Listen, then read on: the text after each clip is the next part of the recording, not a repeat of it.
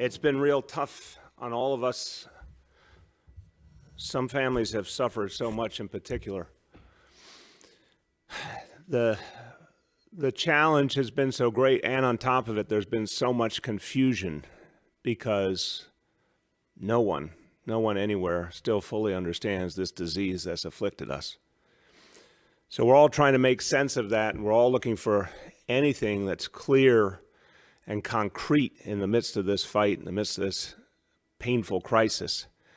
So I want to offer something today that's just crystal clear, and this is about how your city will approach this crisis, how we will approach making sure that we do the things that matter most for New Yorkers. And it's often said that a budget is a statement of values. So I want to be very, very clear about the values that I'm bringing to this process, this entire administration is bringing to this process. And it really comes down to four things. There are four things that we will focus on, four things that I care about profoundly as we fight this battle, four things that we will prioritize in the way we spend our resources. First of all, keeping New Yorkers healthy. Number one job, keeping New Yorkers healthy. Second, keeping you safe. Third, making sure there's food on your table. Fourth, keeping a roof over your head. These are the basics. These are just fundamental basics. And look, even just weeks ago, we have been trying to talk about a lot of other things. We've been thinking about a lot of other things. Our lives have changed just so profoundly in very, very little time. But these four things are what people are overwhelmingly focused on, rightfully so. And your government needs to be focused on these four things too. So things that might have been a priority, 2 months ago, 3 months ago, can't be a priority right now. Things that we would love to focus on in peacetime, we don't get to focus on in wartime, and this, in effect, is wartime. But what I can tell you is these four things, we will spare no expense. We'll spare no effort. Whatever it takes to keep New Yorkers healthy, we'll do it. To keep you safe, we'll do it. To make sure you have enough food to eat, to make sure you have a roof over your head, whatever it takes, we will protect you. And that's going to be clear in this presentation I make today and everything we do thereafter when it comes to the city budget, which will be finalized in June. Whatever we do is going to follow these four priorities. Now, let's be clear, because we're going to talk today about what we need our federal government to do for us to help us make sure we can protect all New Yorkers. If the federal government fails us in our hour of need, then these four things that we must do get harder and harder to do. If the federal government fails us, then I want to be really clear. The notion of this city recovering, it doesn't work if we can't do the basics. Everyone wants a restart. Everyone wants our economy to recover. I know everyone in Washington feels that too. But there has to be a really clear understanding. If we can't provide the basics for our people, then you can kiss your recovery goodbye. It's as blunt as that. The only way you have a recovery is if places like New York City in particular, the great economic leader and engine of this nation, if we're strong, our nation can be strong. If we are not strong, if our people are not safe, then this nation can't recover. And that's true for cities and states all over the country. So as this debate starts raging in Washington, D.C., I would ask the president and Leader McConnell in particular in the Senate to remember the first thing you should be thinking about is the human cost, the moral question. What should we be doing for our people? What should we be doing for our fellow Americans who are New Yorkers and Americans everywhere to protect their health, their safety, the ability to put food on the table and a roof over their head? That should be the moral question. That should be the straightforward question. But if they need somehow a pragmatic motivation. If they need a motivation that's about the economy or the restart, then I offer this. If you don't do those basics right, you won't get your restart. So why don't we do it now? Why don't we help people right now? Why don't we make sure that these basics are there for every New Yorker, every American, so we can move forward together? When you think about what we've had to do over the last weeks, and it feels like it's been months or years, but it's really only been weeks. We had to shut down our retail stores. We had to shut down bars and restaurants. We had to change our life fundamentally in a city that's so famous for all that, all gone, all altered profoundly. We had to close our schools, that painful choice, which has meant such challenge for our families, for our children. And we had to go to shelter in place and social distancing, a way that would have been unimaginable just weeks ago. We made these decisions. I made them. New Yorkers made them too, by taking these new rules and living by them. And again, you've been absolutely outstanding in your adherence to these new standards. We made these decisions. They were the right decisions. It was all about keeping people healthy and safe. But it was impossible to ignore at the time those decisions were being considered. It was impossible to ignore all the other impact it would have on people's lives. The fact that these decisions would mean a lot of people would lose their livelihood, and we didn't know for how long. The fact that our economy would be set back profoundly. That would mean we would have a lot less to work with. We would have a lot less revenue as well to serve our people with. But again, we put the priority on your health and your safety. And now, as we're feeling the effects of this crisis, those decisions we had to make, but it all comes back to the sheer ferociousness of this disease, the worst healthcare crisis in a century. Now we have to do everything we possibly can to make sure that people are safe and to protect them in all the ways I've outlined. And that's what this budget is all about. Now, over the last 6 years, we talked frequently about preparing for a rainy day. We got much more than a rainy day. We got a pandemic. We got something unimaginable. I've been in many meetings where there was discussion of preparing for a recession. There was discussion of preparing for hurricanes and blizzards, all sorts of challenges. No one foresaw a pandemic of the extent of this, something we haven't seen in a century on this earth. But getting ready for a rainy day still helped us because we had created profound reserves. And we'll talk about that. We've had, right before this horrible disease struck us, the highest fiscal reserves in the history of New York City, and thank God we did. And that work happened over the last 6 years, and with the great partnership of the City Council that was very devoted to that process of ensuring we had ever-growing reserves. The extent of the problem, however, so unprecedented, is such that it immediately makes clear getting out of this problem will take solutions unlike any we've seen before. They must come from Washington. This is just the honest truth. We will do our share, as we are going to see today, over $2 billion in very tough budget cuts, very unfortunate budget cuts, but they had to be done. We're taking the actions that we can take.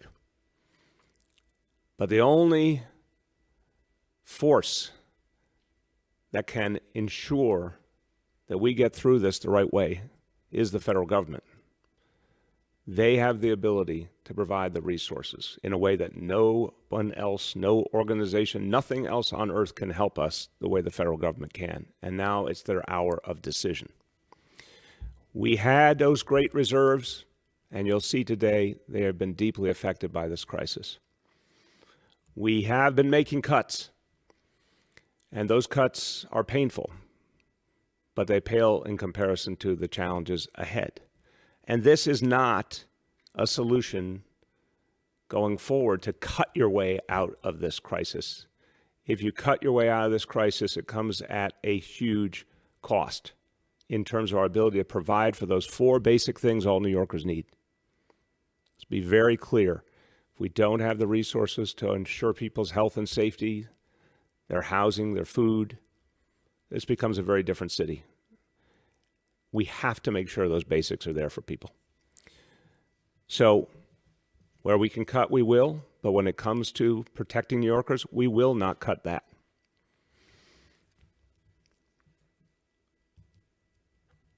Now, the backdrop here is painful. The loss of the revenue we need to protect our people.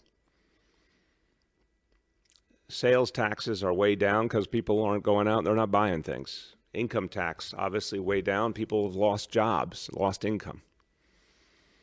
We believe, based on the kind of careful forecasting that our Office of Management and Budget does every year, that right now, and this is a horrible figure, and I'm very sorry I have to tell you this, but over this current fiscal year and next, we will lose $7.4 billion in tax revenue. That's today's estimate.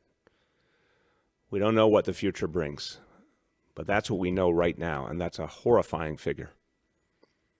And on top of that, we have a lot of new things that we have to do and costs we have to incur to protect people. There are huge new costs in terms of our hospital system, medical personnel, supplies to save lives. This all must be a priority, and we're spending whatever it takes to make sure people are protected. Food, we talked about this yesterday, $170 million in new spending to make sure that New Yorkers have enough to eat, because we now have to ask that question. How many more families won't have enough to eat in this crisis? We have to protect them. And we don't know when this crisis ends. We do know it will end. That much we can say, thank God. But we don't know when. We don't know how. And we know that the impact that's been made on people continues to grow, and we know that the loss of revenue could be even greater. So it's a very sobering situation. But we keep coming back to those basics. That's what's going to guide us.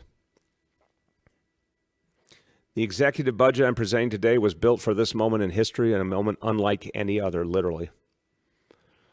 The budget totals $89.3 billion for fiscal year 21. It is balanced, again, focuses on four things overwhelmingly: health, safety, food, shelter. That simple: health, safety, food, shelter. As I said, we found ways to save. We found cuts we could make, even if we didn't feel anything but pain in taking away some of these things. $2 billion plus in cuts through our PEG program. That's mandating that agencies find cuts to their spending. Additional almost $700 million in other savings we found, so a total of $2.7 billion in savings across both fiscal year 20 and fiscal year 21. And there will certainly be more tough choices ahead. And to get us through this immediate phase, we are drawing down on our budget reserves. We built them up. We hoped this day would never come, but it has. Thank God those reserves were carefully built. They will now help us get through. If ever there was a time to draw on reserves, it's now. And on top of all the challenges brought to us by the coronavirus directly, that are part of why we have to draw on those reserves, there's yet another challenge, what we've seen already in cuts from the state of New York. $800 million already, and we obviously are watching carefully because we have to be ready for what the future brings in terms of the state budget. Now, the one way that you can get out of this without causing immense human pain and setting back our recovery, the one way is to get the kind of direct federal aid that we deserve. No New Yorker is responsible for this horrible crisis, but New York has borne the brunt. We have been the epicenter. When you look at the impact here, anybody with a heart would recognize the federal government has to come to the rescue. We lead the nation's economy. We're the biggest city in the country. We constantly send resources out to the rest of the country year after year. There are so many reasons why it's clear, but just humanly, this is the reason that should matter the most, because people are suffering, because no Americans should have to go through what New York is going through, and the federal government should be there for us. I remind you, federal government was very quick to bail out the banks a decade ago. No questions asked. Federal government was very quick to bail out the auto industry. How about bailing out the nation's largest city? How about bailing out the epicenter of this crisis where people have been suffering? That is what our federal government should do for every reason, morally, practically, as any question of fairness, as any question of how we move forward. And we're still waiting. Now, what we're going through is what other cities are more and more going through, other states are going through. We're not alone. They haven't seen the help they deserve either.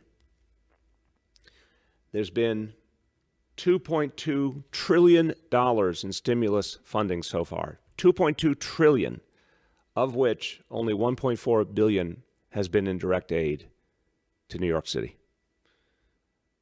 To give you a comparison, we got $1.4 billion and we're the epicenter of the crisis, 8.6 million people. The airline industry got $58 billion. So corporate bailouts, huge. But a bailout for the place that needs it most has been minimal. I want to be very clear. The leadership that we have seen, and I want to commend Senator Schumer and Speaker Pelosi. I spoke to both of them yesterday. I want to commend them for the work they are doing, because they have led the way in pushing for all the elements of the stimulus that were needed, not just for cities and states, but for everyday people. Those checks are going out to help working people. So much of that came from the leadership of Speaker Pelosi and Senator Schumer. We know where the roadblock has been consistently. Senator McConnell, the majority leader of the Senate, has stood in the way so many of the things needed. He has to hear our plea. He has to understand what it means for human beings that he's not allowing the kind of aid to flow that we need. But it's also clearly time for President Trump to speak up. I spoke to the president yesterday. I let him know what's happening in his hometown. I let him know that we're experiencing a huge budget problem, and I said it to him in the clearest terms. If we don't have any more resources, how can we provide for the safety, the protection, the health of New Yorkers? And I was clear with him and the vice president that the only way to recovery is if New York City and all our cities are able to come back strong, and if they can function. If they can't function, there is no recovery. So right now, there is an opportunity right this minute. Literally, negotiations are going on in Washington on what's being called Stimulus 3.5. There's another even bigger stimulus package up ahead, number 4, later apparently in May. But right now, there are negotiations going on Stimulus 3.5 with a focus on small business and paycheck protection. And obviously, our small businesses have gone through hell, and only the federal government can help them in the way that's needed. Working people need to know that their livelihoods will be preserved. That piece of this Stimulus 3.5 is crucial. There's a discussion right now, a proposal of $250 billion for small business and for working people through paycheck protection. There's $100 billion on the table for hospitals and healthcare workers, crucially needed here and many, many other places. And $150 billion, and I think it should be at least $150 billion. I know the governors, to their credit, the nation's governors, bipartisan consensus are calling for even more, and we need more. But right now, even to begin a discussion of $150 billion in locality aid directly to localities and states. But I got to be clear, that formula must be based on need. It must be based on what localities and states have actually experienced with COVID-19, not just some generic distribution for political purposes, but actually addressing the needs of this city, this state, what people have gone through. You know, if we were talking about a hurricane, if we were talking about natural disaster, you wouldn't put money in for the entire nation equally if the natural disaster happened in one place. This is a different reality because this disaster of COVID has happened many places. But thank God there are some parts of our nation that have had very little impact, some parts that have had moderate impact, and then a place like New York that's borne the brunt, that's been the epicenter. This funding must reflect that reality. It's just common sense. It's about helping people and about helping us back on our feet. So I made clear to the president that his hometown needs him, and I've had this conversation with him before. All New Yorkers, 8.6 million, are watching the White House right now to see if the president will lead. Will the president speak up? If the president of the United States speaks up, let's be clear, if President Trump raises his voice, the Republican Senate will follow, period. Haven't heard his voice yet. I want to give him an opportunity to do the right thing. So President Trump, here's my appeal to you. Help us back on our feet. Tell Mitch McConnell that we need Stimulus 3.5 and we need aid directly to New York City, directly to New York State, so we can keep providing the help that people need, keep them healthy, keep them safe. If you lead, the Senate will follow. If you are silent, they will not. It's on you, Mr. President. And it's true for every city and every state in America as well. So, anyone who wants that national recovery better take care of the places that have to build that recovery. And that's why we need this Stimulus 3.5. And it could be agreed to today, literally today, and passed by the Senate by unanimous consent. And that's what we need.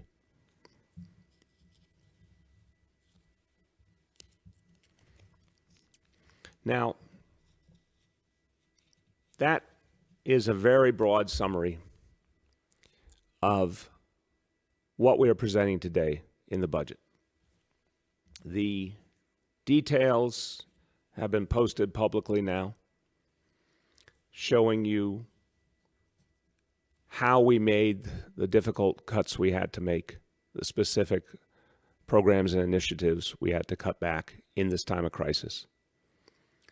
Some of them, thank God, many of them will be able to hopefully restore one day in better times.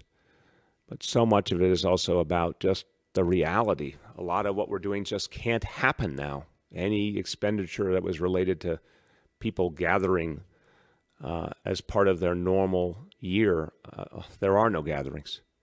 So there's a lot you'll see in these cuts that were obvious, a lot that were difficult, of course. All that were necessary so that we could keep the resources for those basics I described. So the facts, the details are now public.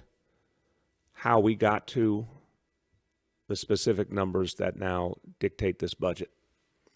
The toughest part will be ahead, and that will all be about what happens in Washington. And we have time, thank God, to see Washington decide if they're going to act or not, if they're going to save New York City and America's cities or not. We have time between now and June for those decisions to be made, and they better be made right.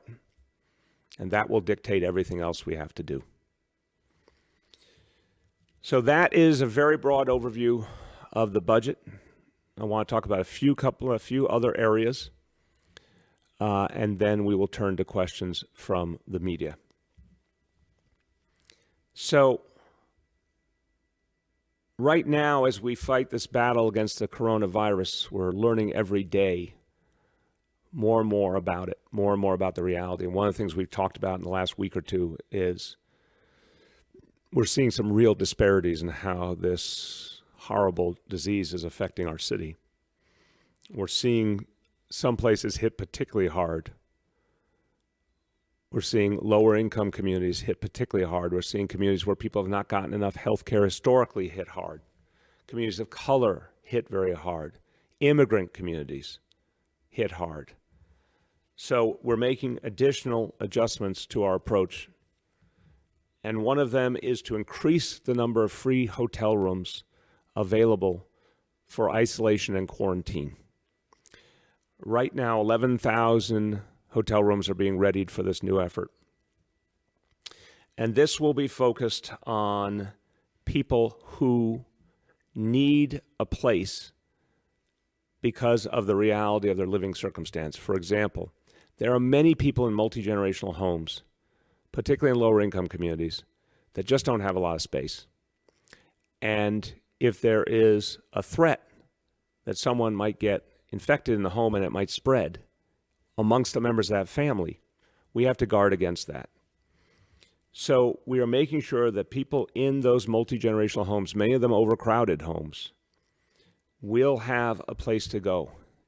If a member of a family, for example, is symptomatic, or if a member of a family is high risk, we will have a hotel room that will allow them to isolate from other members of the family. This is something that's going to help us protect people and slow the spread further. We'll work with community health centers and all of our public hospitals and clinics to identify who needs this particular support. This will begin this coming Wednesday,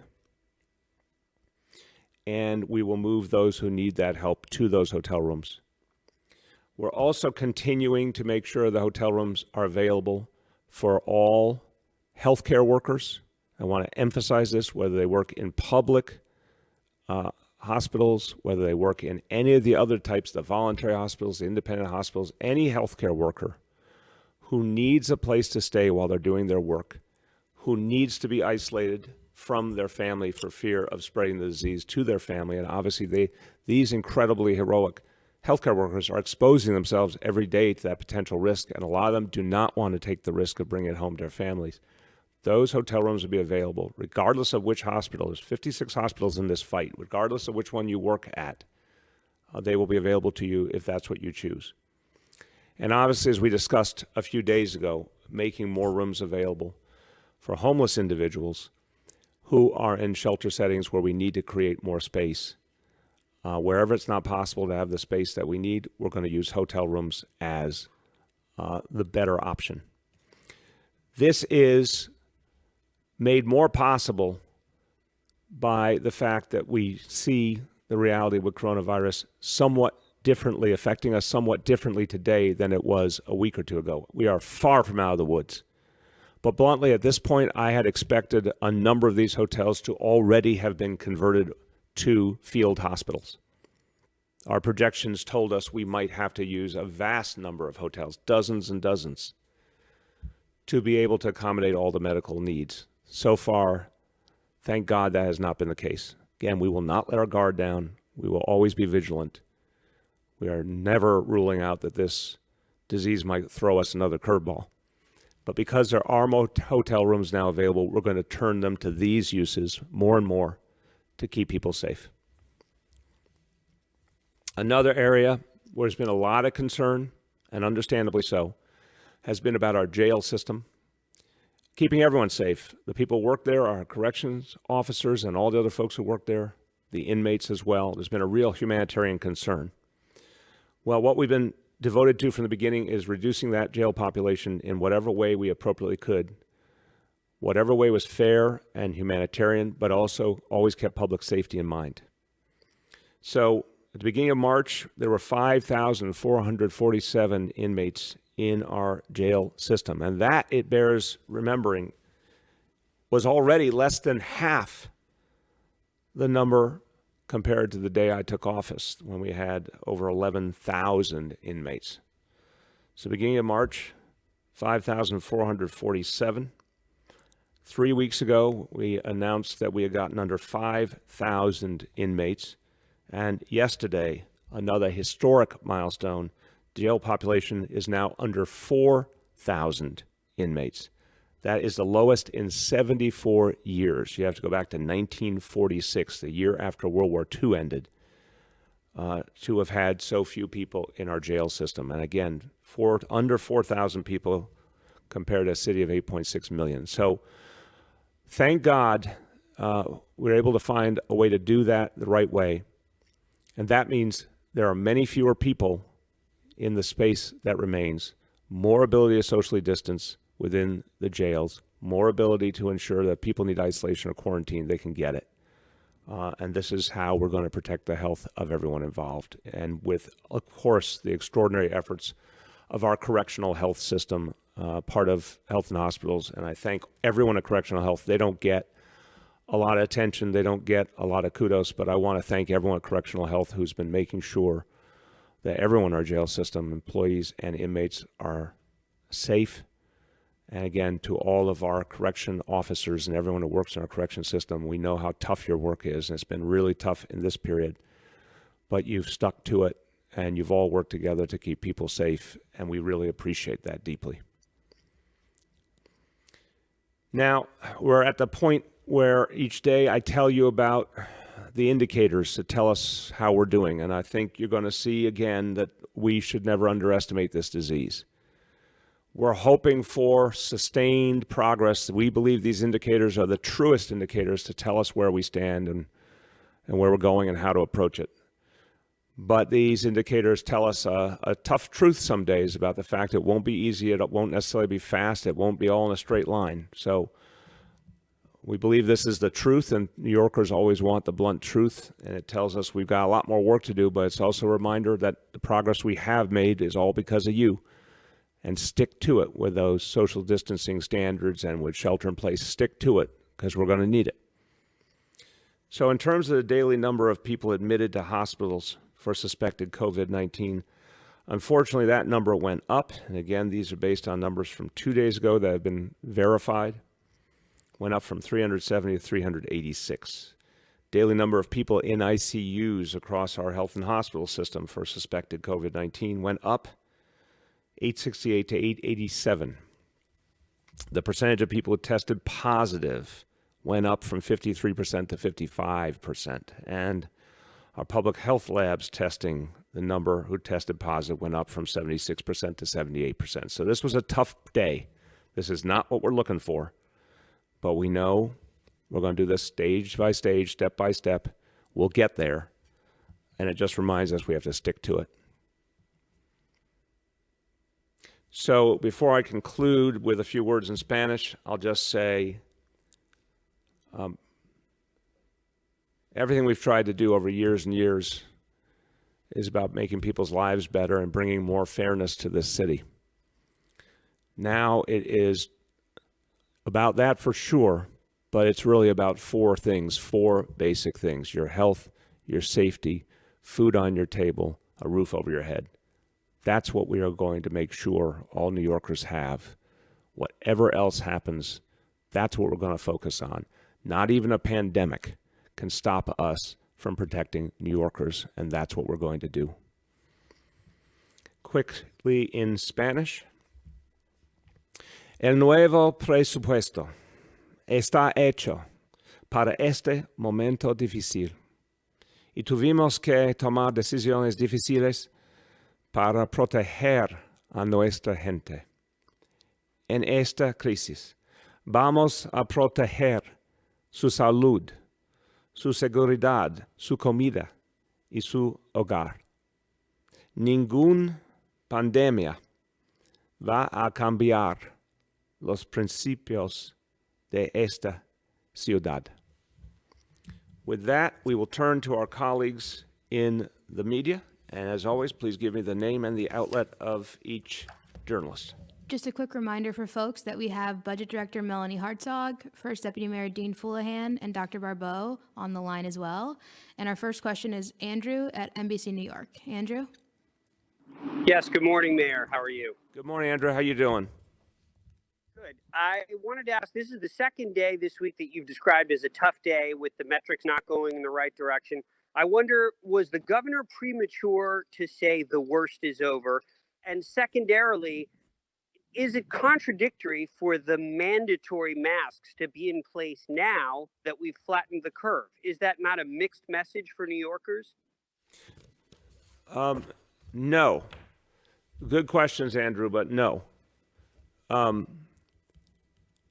First of all, I think these numbers that we're giving out, that I want to emphasize, we believe these are the true numbers, meaning these are the numbers that tell you the most.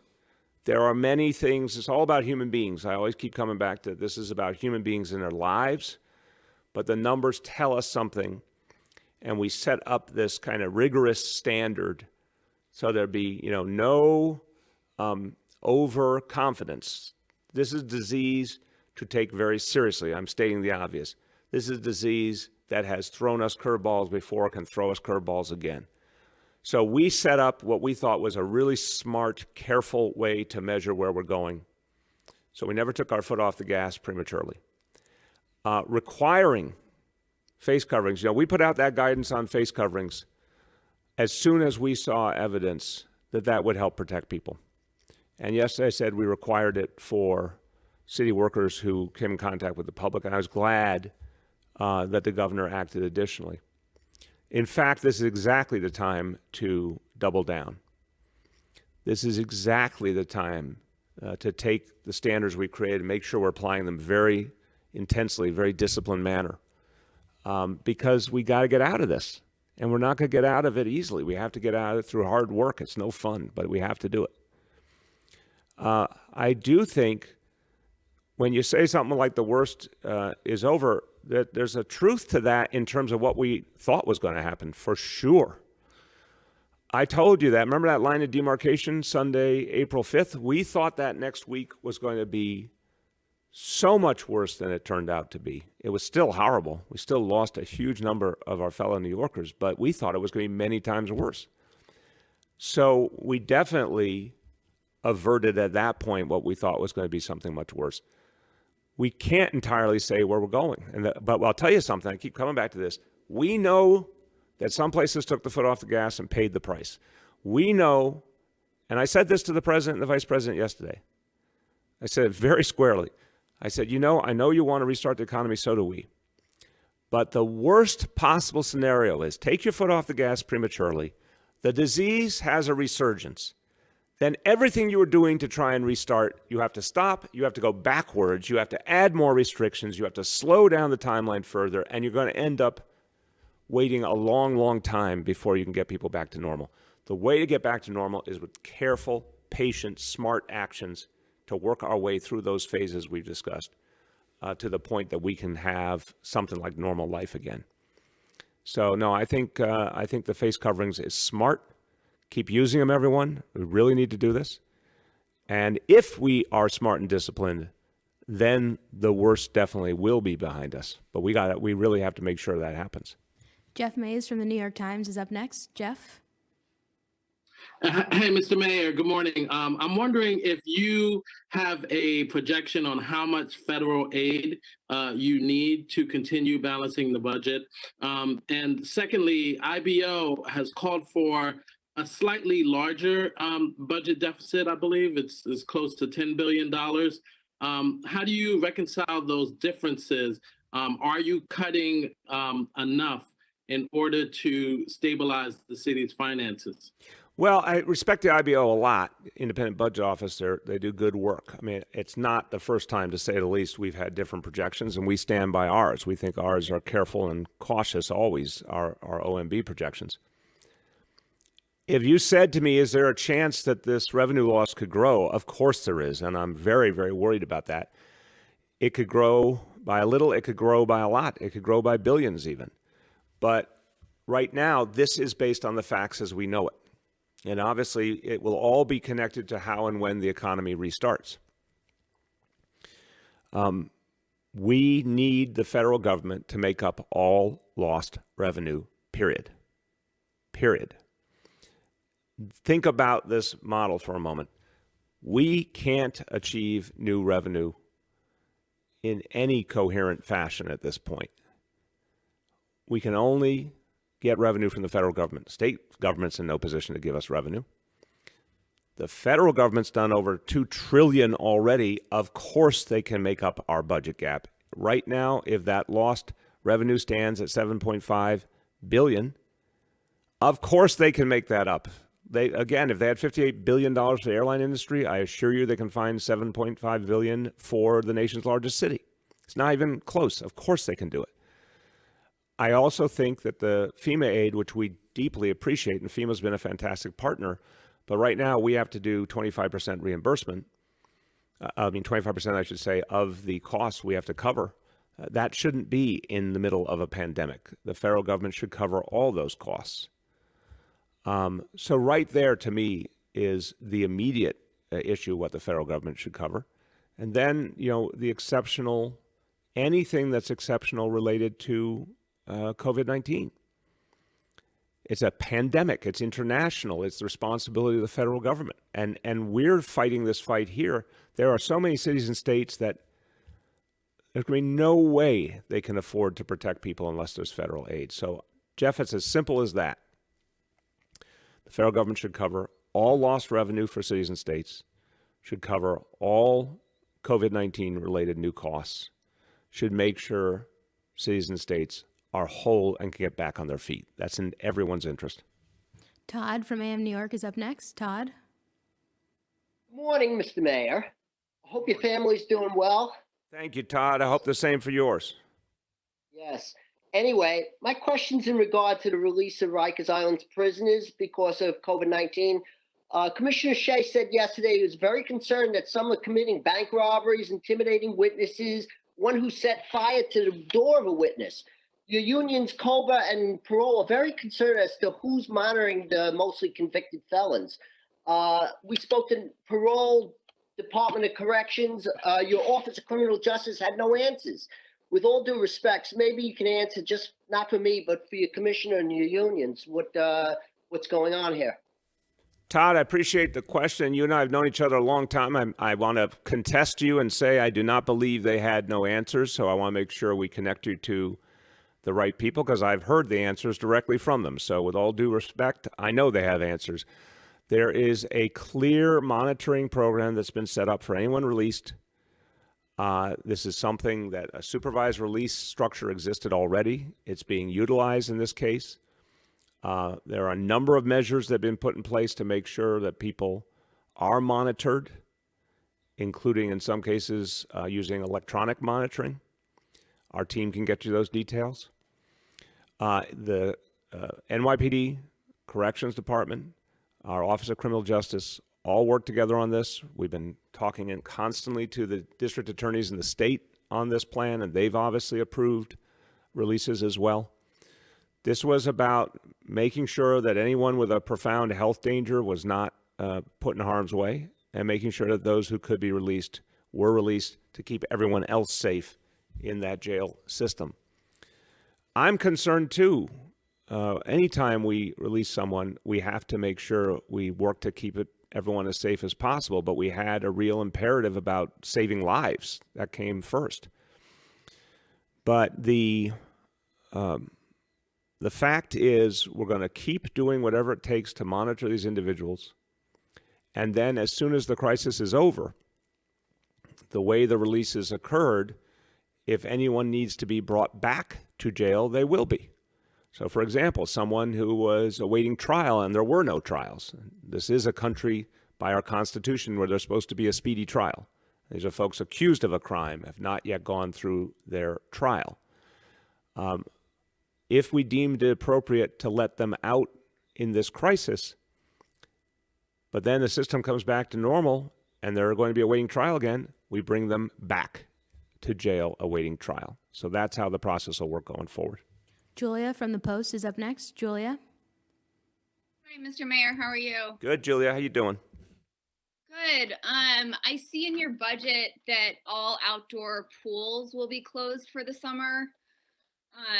And I understand that City Hall has told the Parks Department to prepare for every scenario, including the possibility that beaches will be closed for the season. Yesterday you talked about not being able to envision Yankee Stadium opening until later in the trajectory. So at this point, how likely is it that beaches will remain closed all season? And give New Yorkers a sense for what will summer in the city look like? So, Julia, a very good question. I appreciate it. On the question of the beaches, which I think we have to parallel to the pools, it's a little different, of course, because, someone can walk along the beach even if the beach is not open. But right now, I don't see a scenario anytime soon where we could, imagine Coney Island in the middle of summer, hundreds of thousands of people. I've been on Coney Island on that beach many times, hundreds of thousands of people packed tightly together. Like, I don't see that happening anytime soon. So then obviously you could have a situation where people can go to the beach to walk along the beach, but not in large numbers anytime soon. Still have to observe social distancing. I know people are doing that now. But the notion of having lifeguards and people coming to the beach like normal, we don't have that in our sights yet. I think it's going to be tough to project. Right now, I'd say lower expectations. Just for everyone's sanity, lower expectations. We're at a point right now, the middle of April, where we're practicing intense social distancing. Everyone's being very careful to only go outside as much as they need to and just to get basics and get back inside. To go from that to mass gatherings of thousands or tens of thousands or hundreds of thousands of people, that's a big jump. And that jump should only happen when we're sure it's not going to exacerbate the disease. Because again, the worst of all worlds would be to see a resurgence. So I need to see those indicators start to move to even talk about some loosening of restrictions, and they have not been moving yet. So I would say every one of us would love to have our summer or some part of our summer, but keep expectations low for now. Let's not have any false moves. Let's not jump the gun. Let's make sure we get it right. The things that would have required spending money now to get ready for the summer, we're just not doing because we don't have yet a clear roadmap to how we get to those summer activities. So right now, cautious approach focused on beating back this disease. That's where we're at. Yoav from the city is up next. Yoav. Hi, Mr. Mayor. I wanted to ask about the 11,000 new hotel rooms, particularly when it comes to the families who are living in overcrowded houses, et cetera. What prompted this move now, I guess?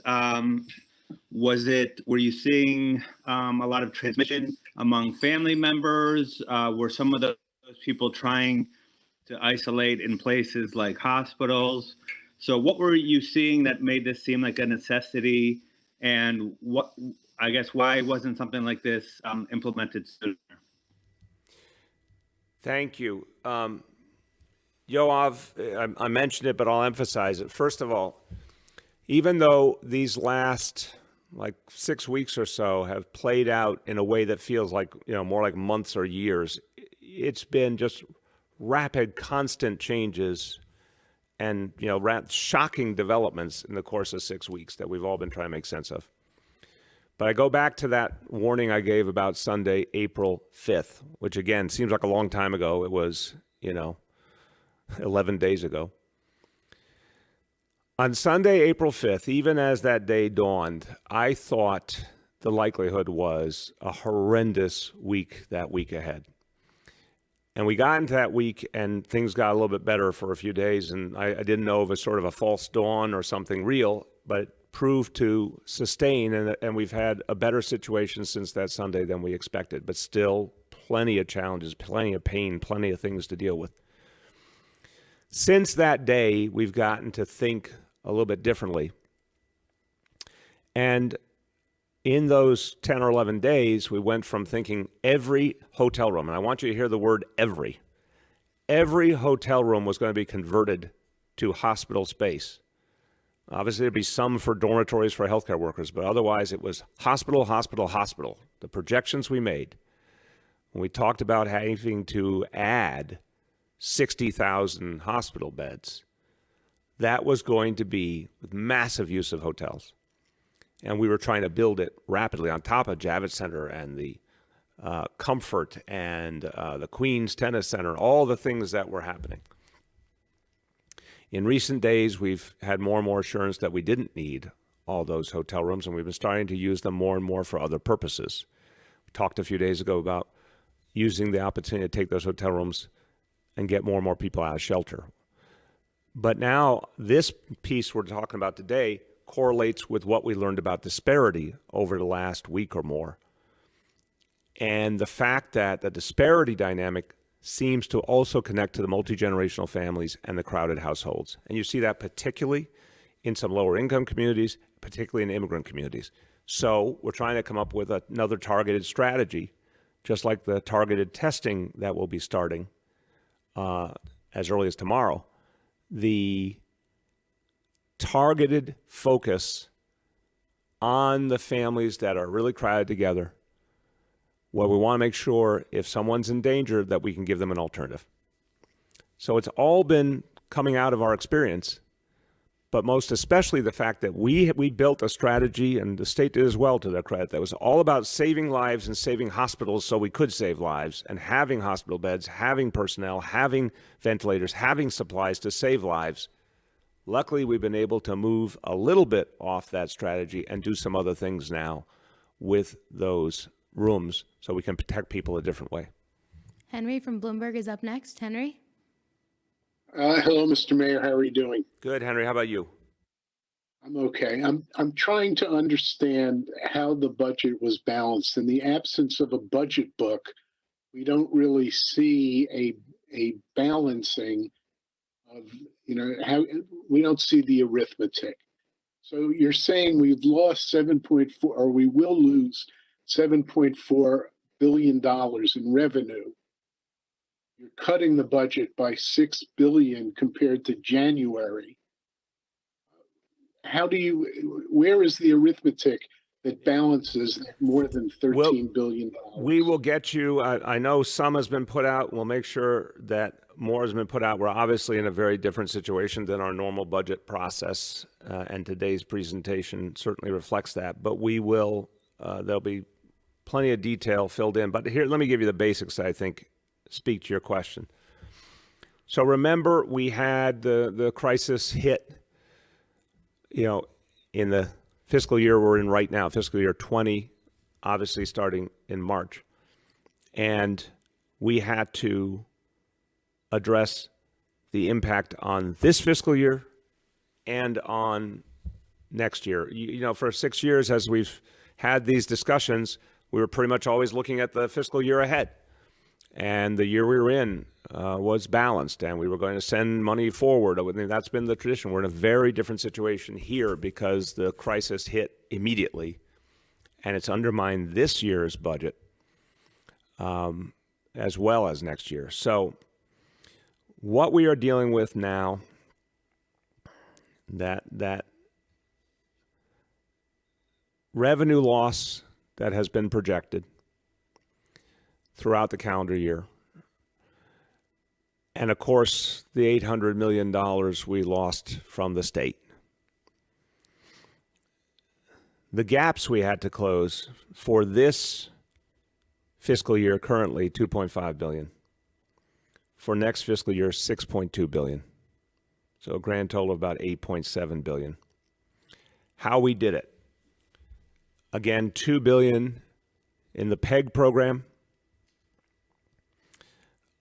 We originally talked about 1.3. We added to that. It got up to over $2 billion. Another $700 million or so in other types of savings, debt service savings and others. The reserves, we're drawing down about $4 billion on the reserves. And then over the 2 fiscal years, there's about $2 billion in various types of federal aid accounted for from the previous stimulus packages and also from FEMA aid directly. But again, reminding you that right now, we're required on any expense that's FEMA eligible, we're required to pay 25% of it. And I think that's a horrible mistake in the middle of a pandemic, and we should not have to pay for FEMA eligible expenses. The federal government should cover those, but we have budgeted on the assumption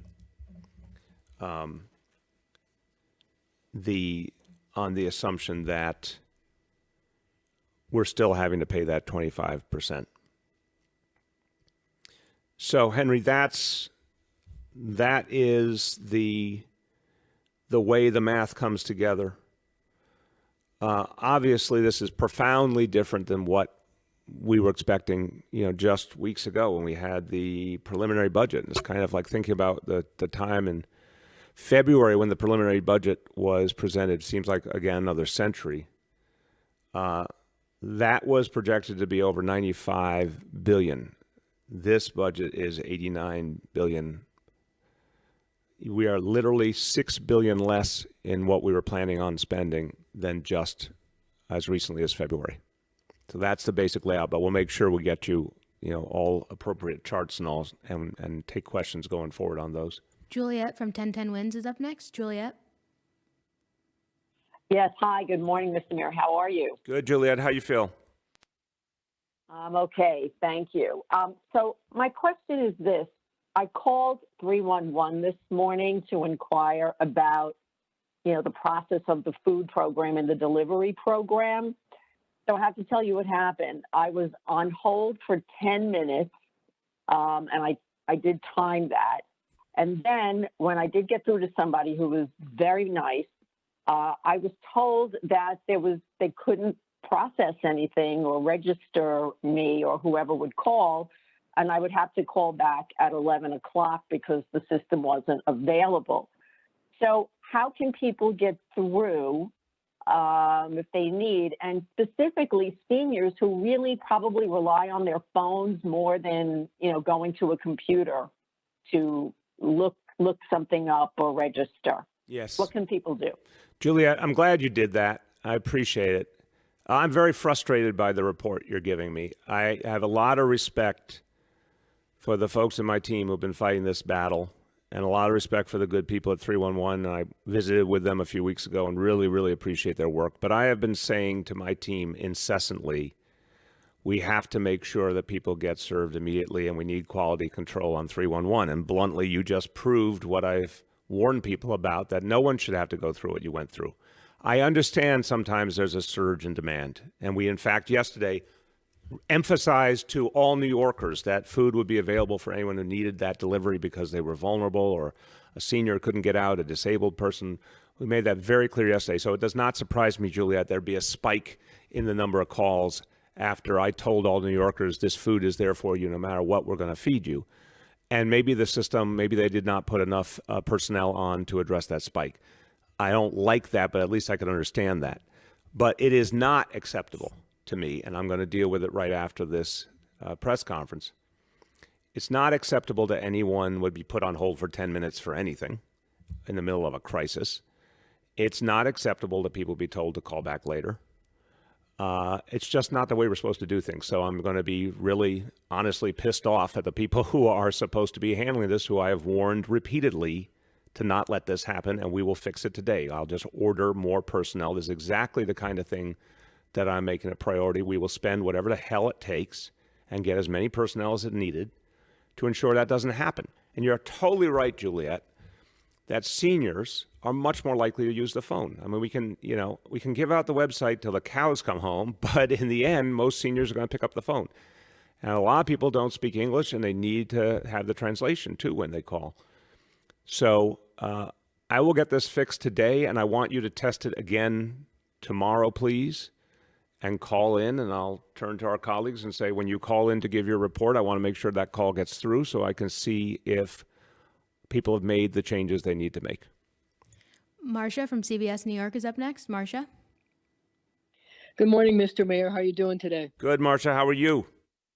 Good.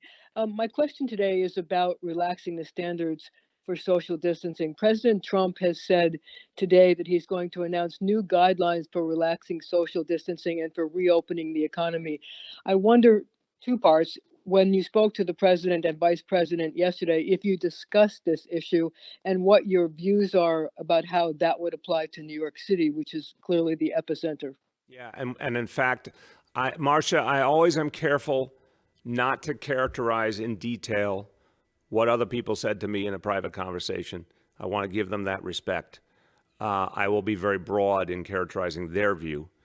I'll tell you what I said, though.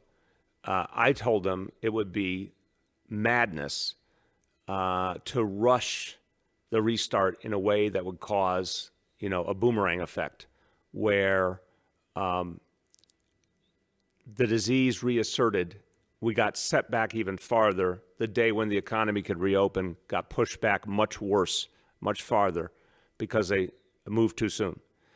I had a conversation with the mayor of San Francisco, London Breed, last night, and she talked about, she had been studying the history of 1918, the Spanish influenza epidemic, and how in San Francisco they had like a false dawn in 1918 where they thought it was going away, and everyone came out and started doing big gatherings again. They literally had like a big city celebration that the flu was over, and everyone came flocking to the celebration, and days later there was a massive outbreak, and it got worse than ever and put off much longer any recovery. That was 100 years ago, different situation, but it's a cautionary tale, Marcia.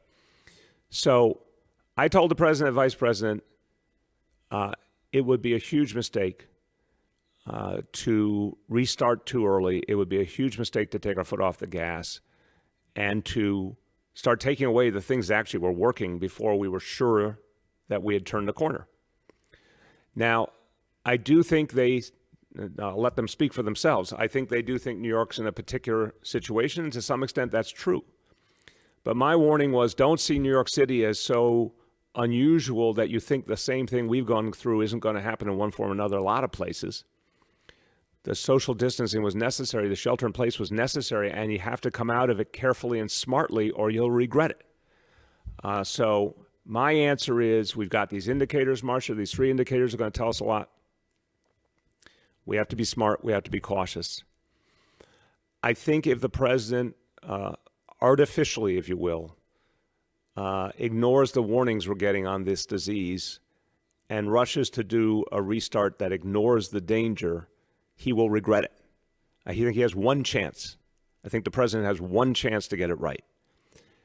If he is smart about it and careful about it, we can actually get to a restart of the economy we can sustain. If he jumps too soon, it'll be horrible. It'll set us back further. And everyone is going to judge him by how he makes that decision, rightfully so. And that's the decision I have to make for my city, too. And I'm going to be damn careful in making that decision. Kathleen from Patch is up next. Kathleen? Oh, never mind. Rima from Chalkbeat is up next. Rima, can you hear us okay? Rima? Yeah, can you hear me? Yes, we can. Can you hear me? Yes, Rima.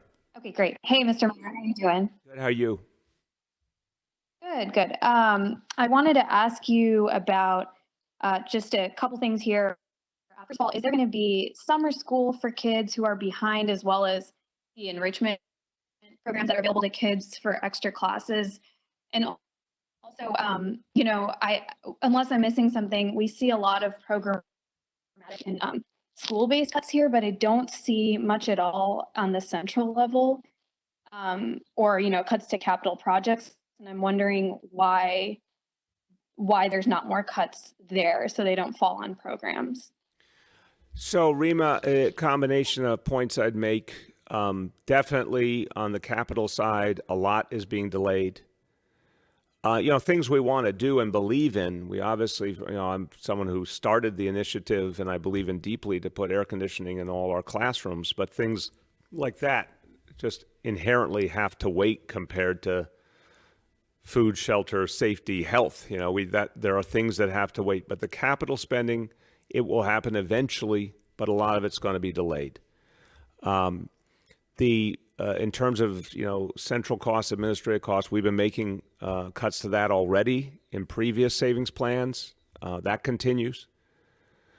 The summer issue, we can't plan on summer right now. It's the simplest way to say it. Our schools are closed for this school year. The things that we would normally plan for the summer, we cannot guarantee. We only at this point, I think, can truly plan on the reopening of schools in the beginning of September. That's where our energy is going. Actually start the schools up right, coming out of this horrible crisis, really amplify the academic side, but also address all the other challenges, including the mental health challenges that the whole school community is going to go through. In the meantime, the focus on online learning, the focus on mental health needs of kids and families now. But summer's a giant question mark, so we are not announcing anything for the summer at this point. The chancellor said they're planning all sorts of scenarios, including online scenarios for the summer. But we don't have any assurance yet that we can do anything in person this summer, in school buildings. And we're going to look at every option. And then as we get some actual proof of where we're going to decide. But again, I'd say watching those three indicators, that's going to say a lot about whether we even get to think about summer programming in some form going forward.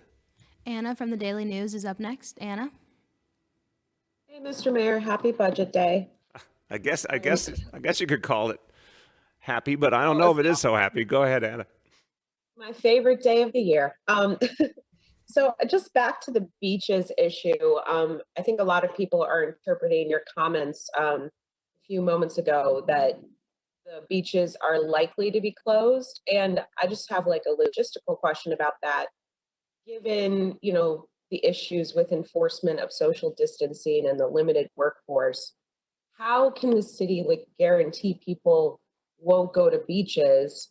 And especially since, there, even before the summer season starts, a lot of people still go and there have been drownings because no lifeguards are on duty. How do you guys protect against that issue?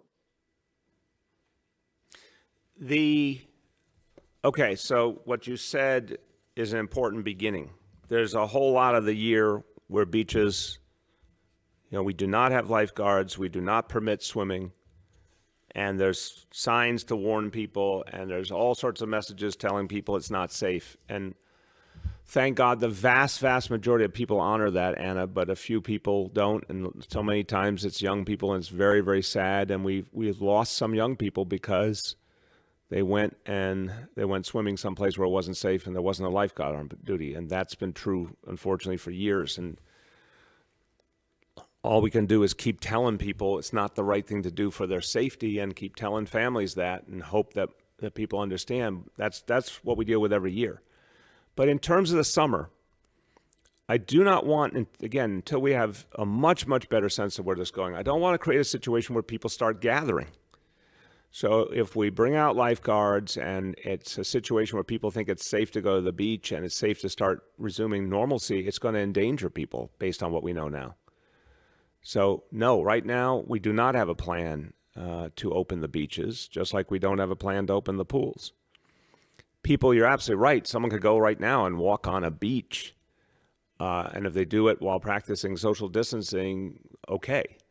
But right now, I don't want to create a situation where people think they can go back to something like normal and be beachgoers this summer. I don't like saying that, but it's just the blunt truth. It's not safe.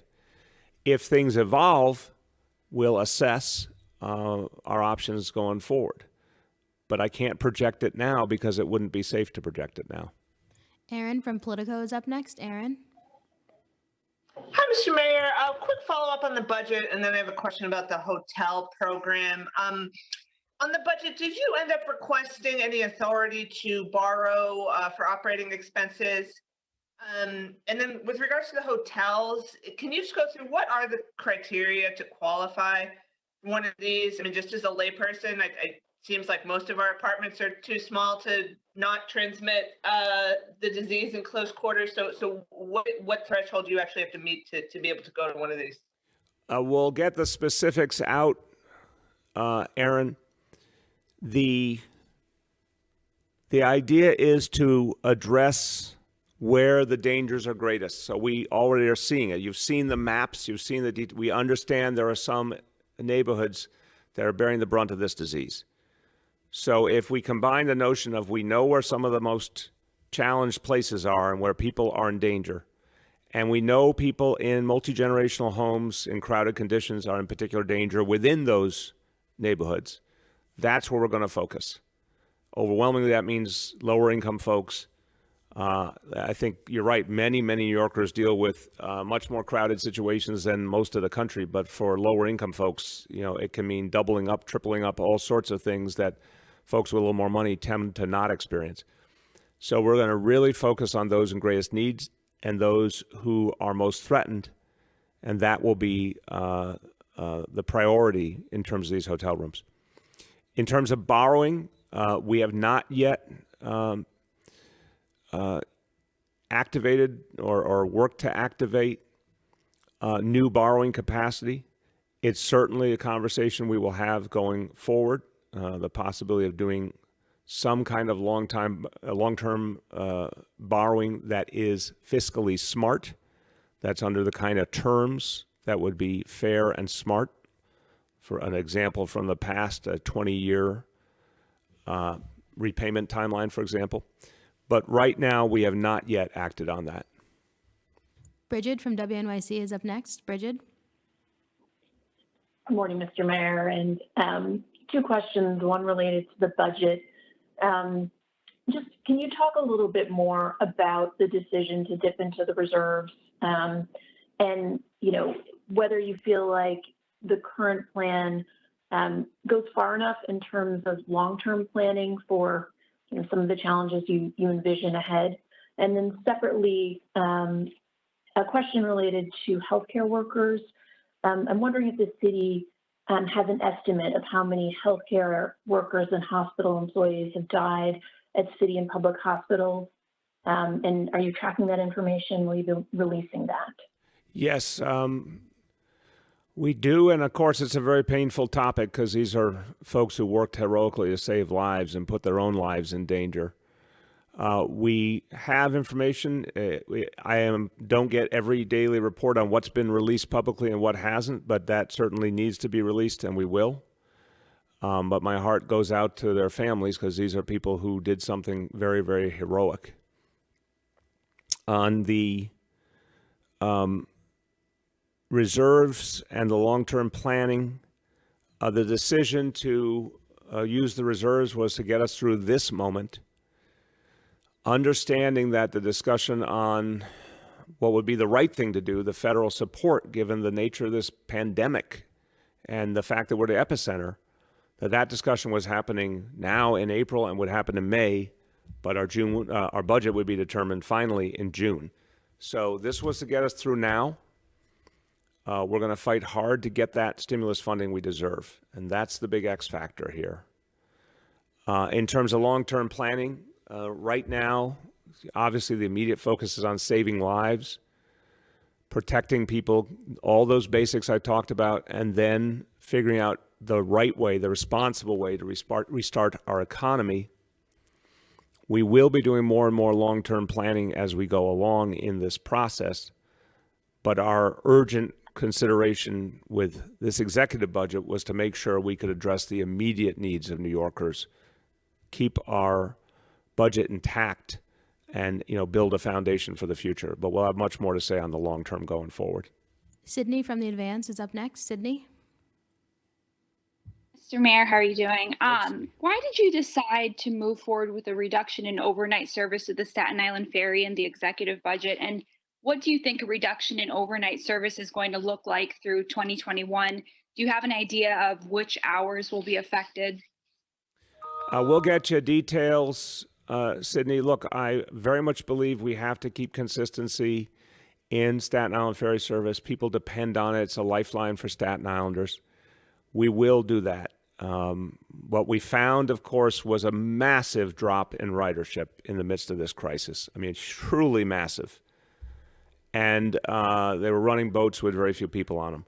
So we're trying to just create a consistent schedule that will be the one people can depend on going forward. And I don't think we can yet say through 2021 at all on anything.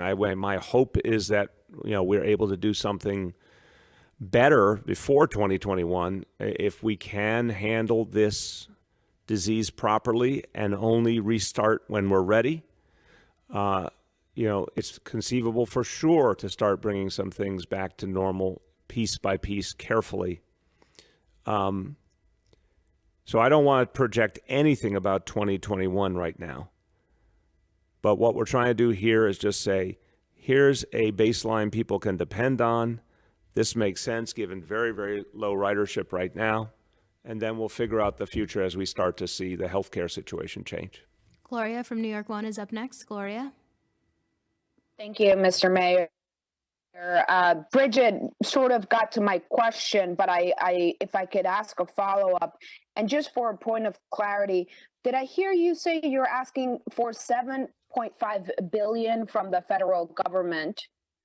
And what are you doing if you don't get a response from the federal government, if you don't get the exact amount that you are asking for? And looking at what you've proposed so far, I realize that there's an immediate crisis and this budget deals with those immediate crises. But what about the impact this will have on the following year? And how much planning is your budget team doing now to balance some of that? This is you haven't made any kind of cuts since you've been in office. Like this, it's the first time that you propose a budget that's... Gloria, I got you. The stimulus should be for us, New York City, the epicenter of the crisis, for New York State, for all cities and states affected. It should be the amount of lost revenue due to the coronavirus. That lost revenue should be replaced dollar for dollar by the federal government. Federal government can do it. Again, 2.2 trillion so far that they have put into various stimulus programs. Only 1.4 billion directly to the city of New York to address this crisis in the epicenter. Clearly, they can make up that 7.4 billion that we have now projected as our lost revenue. If that grows, they should fill that gap further. There's a stimulus 3.5 now. There's another one coming in May.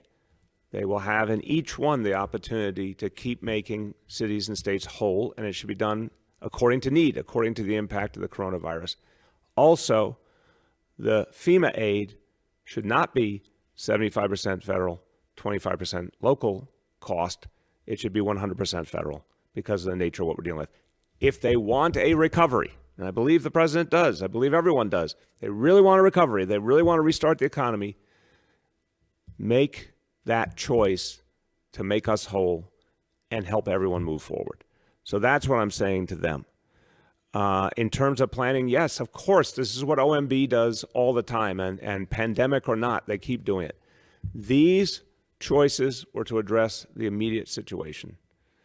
The cuts that were made were very substantial and very necessary and very unfortunate. The reserves, this was time to use the reserves, and thank God we have built them up over the last 6 years. But there are many, many tough choices ahead. It will all depend on what Washington does. If they do the right thing, we'll still have tough choices to make, but we'll be able to get through and protect all those basic services I talked about. If they do the wrong thing, it's going to be a very, very tough scenario, but we're planning for all eventualities, and then we're planning, of course, years ahead. That's what OMB has to do and does do. Leslie from the Wall Street Journal is up next. Leslie. Hi, thank you. Are you planning any furloughs or layoffs for city employees? Leslie, I would call that the last resort. And again, I think, honestly, that decision rests in Washington. There's just no way to make up for this level of lost revenue, which has happened almost overnight because of a global crisis we've never seen the likes of in history. And Washington has to step in so we can provide basic services. And I said this to the president and vice president. I said this to Speaker Pelosi. I said this to Senator Schumer. It's this simple. For New York City to be able to provide basic services to our people and participate in the recovery, we must have that stimulus money, or else we're going to have to make horrible choices going forward. So those kinds of choices are absolutely the last resort. Gersh from Streetsblog is up next. Gersh. Mr. Mayor. Hey, Gersh. Okay, well. How you doing? Can you hear me? Yes, Gersh, how you doing? Sorry, I'm good. You said earlier that things that might have been a priority cannot be a priority right now, but you also said that a budget is a statement of values. Now, all of the cuts are not yet online, but some are. If you cut, for example, your placard corruption team, or you cut your Better Bus Initiative, or you cut millions to Vision Zero programs, are you saying that these kinds of programs are not currently a priority, even though 2 days ago you said you will create a plan for the car reduction that many New Yorkers will want? There's clearly, let's go over it again. The most basic things are health, safety, food, shelter. So we're going to focus there first. The question you asked a few days ago was a great one. As we move forward into a recovery, how do we have a recovery that moves us forward beyond where we were before? I agree with that entirely. And I've said very clearly, the recovery must include profound changes to address a host of injustices. And we've seen it deeply with these healthcare disparities. We have to address injustices. We have to create a more fair society coming back. And we have to address the huge crisis of the future, which is still global warming. And that means getting people out of their cars. That we will address in the recovery plans. But right now, with the choices we're facing, it goes right back to those basics. And it is a statement of values to say we're going to make sure people have, a roof over their head, food to eat, that they're safe, that their health care is protected. That's where we're putting our focus now. There's no question that a lot of the other things you mentioned are very important. That's why we put them in the budget to begin with. And they will continue as we have more resources in the future. But we got to focus on the basics now. Last two, Kevin from the Brooklyn paper. Kevin? Hi, Mr. Mayor. Can you hear me? Yes, Kevin. My question is about the testing sites. Brooklyn Community Board 6, which overlaps with your former city council district in Park Slope, sent you a letter yesterday saying that the drive-through testing centers aren't cutting it for the majority of New Yorkers, given that the majority of New Yorkers don't own a car. I know the city is looking to open a new center in East New York, and I think the state is opening one in Brownsville. But can you talk a little bit about the status of these new centers for people that don't have a car and what the city is doing to make it at least equally as accessible to get tested for coronavirus if you don't have a car? Yeah, Kevin, look, the testing situation has to change profoundly. And this is one of the biggest, saddest stories of this whole history of the coronavirus. From January on, we were demanding that the federal government give us the right to do local testing, and that took a long time, and then they put huge restrictions on it. Then we were demanding the actual tests, and that took a long time, and we still aren't anywhere near the amount of testing we need. It'll be a long time till we get there. I did announce a few days ago, a major breakthrough that we found a way to get some test kits that we can purchase from the open market, and others that we're going to create right here in New York City. And that's really exciting in the beginning of May. But even that will be only a piece of what we need. So I think the way to think about it is there's been very limited testing. The focus to date has been on patients whose lives needed to be saved, or the testing was crucial to saving their lives, healthcare workers, first responders. And now, in recent days, we're starting to expand it. And again, we'll have sites up starting tomorrow, some of the sites I talked about in some of the most hard-hit communities.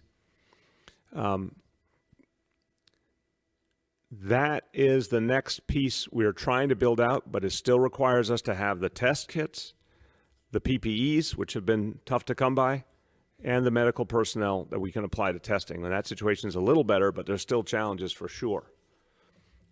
Over time, we want to get to a situation where we have really widespread testing available, and that's part of how we get to that low-level transmission phase we're talking about and on to effectively zero transmission. But we don't have all that in hand yet. We got to keep building that. So the notion of people saying, hey, I just want to make it really easy to get testing in my own community, I get that 100% why people feel that. We got to do something more strategic than that.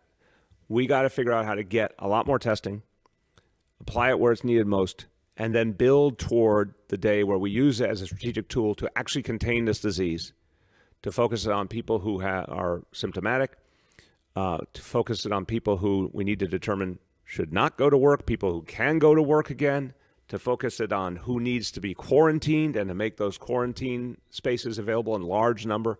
That's the next phase. That all has to be tightly organized and prioritized. So we'll have more to say on that as testing supplies start to increase. But I want people to think about this as strategic. This is about how we end this crisis, not so much just you go someplace and you get a test that tells you at one point in time how you're doing. I understand why people want that, but we've got to do something more strategic for everyone to get out of this crisis. Mark Morales from CNN. Mark. Hey, everybody. How you doing today? Hey, Mark. How you doing? Good, good. So I had a couple of questions on a couple of different topics. The first was, it's about the probable cases. What, if anything, can or is the city doing to check up on or help the people that say maybe haven't tested positive for COVID but have gone back home and need help there, or maybe in fact even die at home? And the other question I have is about the DOE and about how reporting is happening now amongst administrators and teachers and principals. Mark, I'm going to cut you off. Just Mark, go back on your first question. I want to make sure I understood it. Could you just restate your first question? Right. It's about the probable cases. What can the city do about them? So it's like let's say you have just somebody who's at home who ends up dying at home, and they get their bodies get picked up, or services end up coming too late. What can the city do to help them to sort of prevent them from being casualties of COVID, let's say? And then what was your DOE question? Oh, yeah. What about what's being done about the reporting of DOE? Like, as far as administrators, like, are they reporting positive numbers of COVID cases to the city, to the health department? Is that being done in a timely manner? Okay, on the second piece, I mean, we'll definitely have the Department of Education follow up with you, Mark. I mean, look, right now, because essentially, very, very few of our employees are going to a school building, except for the folks who are doing the food programs and the very small number of enrichment centers for the kids of essential workers. To the extent we pray no more DOE employees suffer, but if anyone does, that's going to the health department most likely directly. But we'll get you an update on that, and we're obviously everything we can do to try and protect the people who do such important work, we will do. On the folks, it's such a horrible scenario that there have been people who died at home. It's something that existed in the past, but obviously nowhere near on the level we've seen it with the coronavirus. But I think what we want to do, and as part of this intensive effort to communicate again to people, including what appears to be, a certain number of people who, even though there's been constant communication, still need more, and we want to get it to them. That huge campaign we talked about, advertising, TV, radio, print, digital, the community health outreach, the texting and calling campaigns that we're putting in place, hopefully eventually healthcare workers out in communities talking to people. I think a lot of this is people who don't have access to information as much through mainstream media. A lot of it people who don't speak English. We've got to get more information out to make sure that anyone who needs healthcare knows it is always available to them. And we're going to do that follow-up with telemedicine more, so people can speak to a clinician live whenever they have questions, they need anything, multiple languages. We have that, but we're expanding that as part of the plan. So I think it's going to just be more outreach to help anyone know if they fear for their lives, if they think they're in danger, we will get help to them unquestionably. We have to make sure they know it is there for them no matter what. Last question goes to Jose from Univision. Jose? Hi there. Can you hear me? Yes, Jose. Oh, fantastic. So, Mr. Mayor, thank you for doing these daily press briefings. They're very helpful. My question is about this paper from an economist at MIT. It came out earlier this week, and it asserts that New York City's subway system was a major disseminator, if not the principal transmission vehicle of the coronavirus infection in the city. So what I want to know is if your office has taken a look at this paper. I don't know if I would call it a study, but it's definitely a paper. And what your office makes of those assertions. And if you can, whether the city has tried to come to its own conclusions.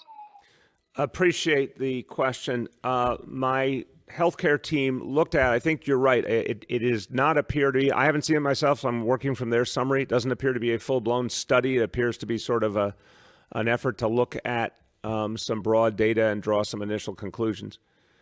I think the part that is evident is, this is why early on we said to people, if you don't need to go on the subway, don't. If you can work from home, work from home. If you can walk or bike or anything else, do so. Because there was a concern to start clearing out the subway to the maximum extent possible, while recognizing that we also depended on the subway to get essential workers to do the life-saving work they do. So we had a challenge from the beginning.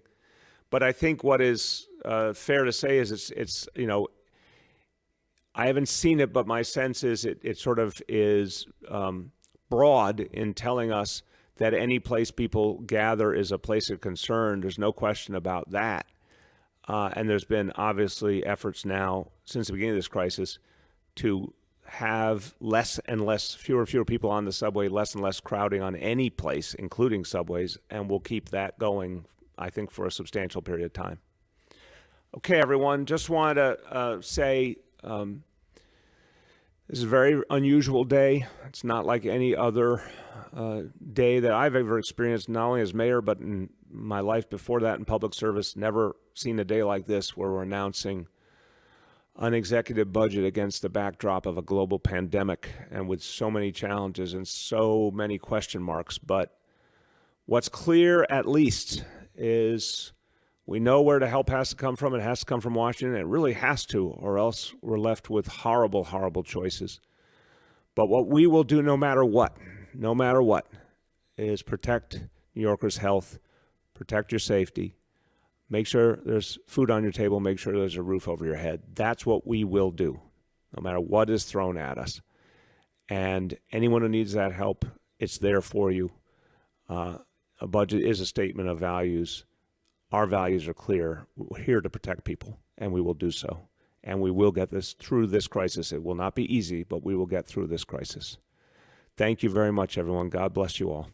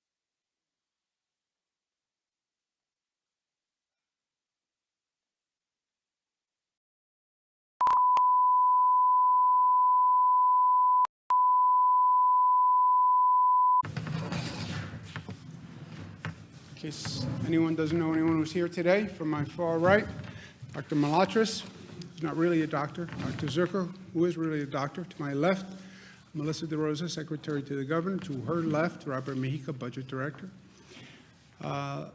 Let's give you some facts today.